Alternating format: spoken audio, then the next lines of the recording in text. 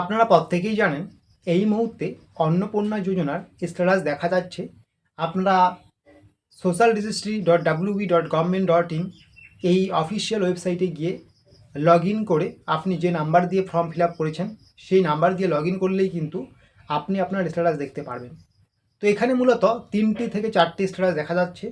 একটা হচ্ছে application approve, একটি হচ্ছে অ্যাপ্লিকেশন রিজেক্টেড, এবং একটি হচ্ছে অ্যাপ্লিকেশন আন্ডার প্রসেস, এবং একটি হচ্ছে অ্যাপ্লিকেশন ফেল বা পেমেন্ট ফেল। ঠিক আছে, পেমেন্ট ফেল। এরকম 3-4টি স্ট্যাটাস এই মুহূর্তে দেখা যাচ্ছে। আপনারা প্রত্যেকেই জানেন, আমি কিছু স্ক্রিনশট লাগিয়ে দিলাম। তো আপনার এই মুহূর্তে স্ট্যাটাসে কী দেখা যাচ্ছে সেটা অবশ্যই আপনারা কমেন্ট বক্সে লিখে জানাবেন, এবং কোন স্ট্যাটাসের মানে কি, অর্থ কী, কারা টাকা পাবেন কারা পাবেন না, আপনাদের কাদের কি করতে হবে, সমস্ত কিছুই আমি আপনাদেরকে জানাবো। সবার প্রথমে আমি জানাবো যাদের পেমেন্ট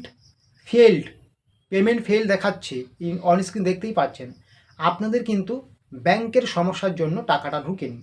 আপনার অ্যাপ্লিকেশন ভেরিফাই হয়ে গিয়েছে, আপনি যোগ্য উপভোক্তা বলে প্রমাণিত হয়েছেন, কিন্তু আপনার ব্যাংকের সমস্যা, সেটা ডিবিটি সমস্যা হতে পারে, ব্যাংকের সার্ভারজনিত সমস্যা হতে পারে। এই সমস্যার জন্য কিন্তু আপনার অ্যাকাউন্টে টাকাটা ঢুকেনি। সরকার আপনার নামে টাকা ছেড়েছে কিন্তু আপনার অ্যাকাউন্টে টাকাটা ঢুকেনি ব্যাংকের সমস্যার জন্য।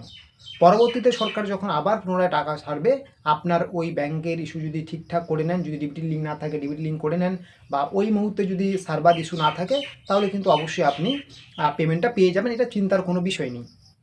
এবং যাদের পেমেন্ট ইতিমধ্যে ফেলিয়ার এসেছে, তাদের তো আর এই মুহূর্তে কিছু করার জায়গা নেই, কারণ আপনাদের কোনো কিছু করতে হবে না। আপনার যে ব্যাংকের সমস্যা রয়েছে সেটা শুধু সমাধান করে নেবেন। কিন্তু যাদের অ্যাপ্লিকেশন অ্যাপ্রুভেড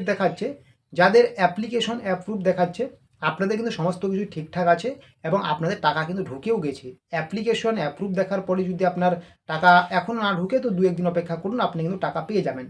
আর যাদের অ্যাপ্লিকেশন আন্ডার প্রসেস এসেছে, আপনাদের কিন্তু ভেরিফিকেশনটা চলছে, এখনও কিন্তু আপনার ভেরিফিকেশনটা কমপ্লিট হয়নি। ভেরিফিকেশন কমপ্লিট হয়ে যাওয়ার পরে যদি আপনি অ্যাপ্রুভ হন, তাও অ্যাপ্রুভ লেখা থাকবে।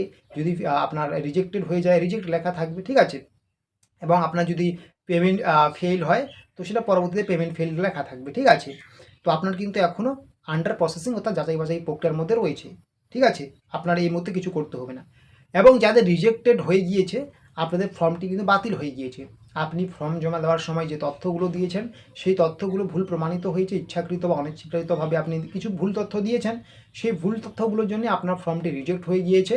আপনাকে কিন্তু পরবর্তীতে এটা এডিট করতে হবে, বা পরবর্তীতে নতুন করে আবেদন করতে হবে। তবে এই মুহূর্তে সেটার কোনো গাইডলাইন নেই কীভাবে কী করতে হবে, আপনাদের অপেক্ষা করতে হবে। যখনই গাইডলাইন উঠে আসবে, আমরা কিন্তু সেটা সবার আগে আপনাকে দিয়ে দেবো।